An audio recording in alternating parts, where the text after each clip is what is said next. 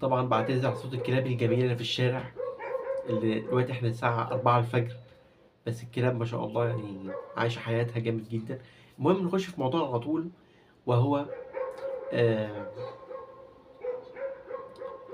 الانجازات اللي انا عملتها. ايه الانجازات اللي انا عملتها، وايه اكبر انجاز انا عملته افتخر بيه بشكل عام، من باب الايجو وتفخيم الذات وكده. انا ما اقصدش طبعا ان اتعالى على حد او اتكبر على حد او افرد ريشي على حد، ولكن الفيديو ده الغرض منه هو تحفيز الناس على الانجازات اللي بعملها دي، انهم يعملوها هم كمان. الفكره ان انا عملت انجازات الحمد لله كتير في حياتي. انا دلوقتي ابلغ من العمر، خلاص داخل في ال30، قدامي شهرين بالظبط قدامي 30 او 3 شهور. المهم يعني الانجاز الاول اللي عملته هو اني خلصت ثانويه عامه وتاهلت للجامعه، ودخلت وحجزت مكان في كليه طب الاسنان. ده اول انجاز انا افتخر بيه، ان انا دخلت كليه طب اسنان.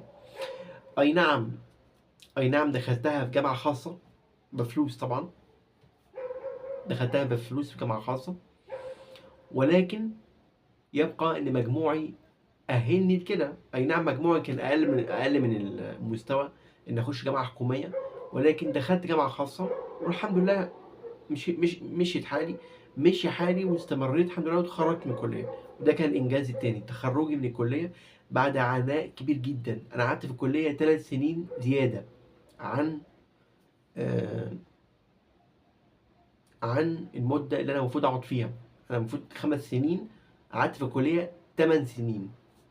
فدي نقطه سلبيه في مسيرتي، ولكنها ايجابيه في حته ان انا تخلصت الحمد لله، وخلصت دراستي في الكليه، واحمد ربنا على كده.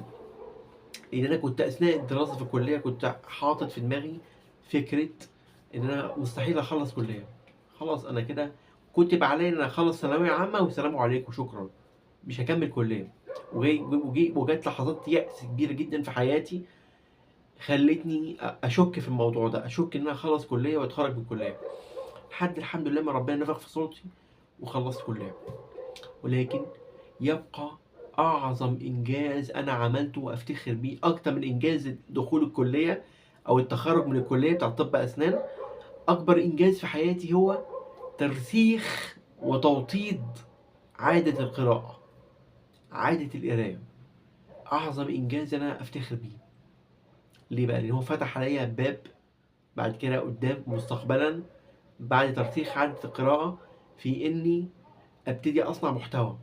ده كانت نقلة ثورية في حياتي، واللي ساعدني في كده والدتي.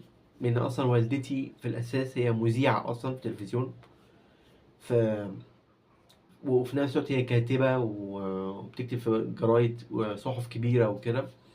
فحته صناعه المحتوى ان هي تطلع في التلفزيون كده بوشها، تطلع في حلقات لايف مباشره، طبعا دي بيئه خصبه طلعتني كده او ابرزتني في حته صناعه المحتوى والتصدر للمشهد، في محتوى صعب تقديمه، اللي هو المحتوى الثقافي والعلمي والفلسفي والفكري والتعليمي بشكل عام. محتوى صعب تقديمه، محتاج تحضير ومحتاج قوة ومحتاج ثبات ومحتاج ارتجالية كتير والكلام قدام الكاميرا بدون تلعثم أو وقوع وهكذا. ولكن يبقى أعظم إنجاز ليا وترسيخ عادة القراءة اللي أنا أفتخر بيها جدا. أفتخر بالإنجاز ده افتخار رهيب جدا. أبقى أحكي لكم الفيديو اللي جاي تجربتي في القراية، تجربتي في القراءة، وتأثيرها على صناعة المحتوى بشكل عام.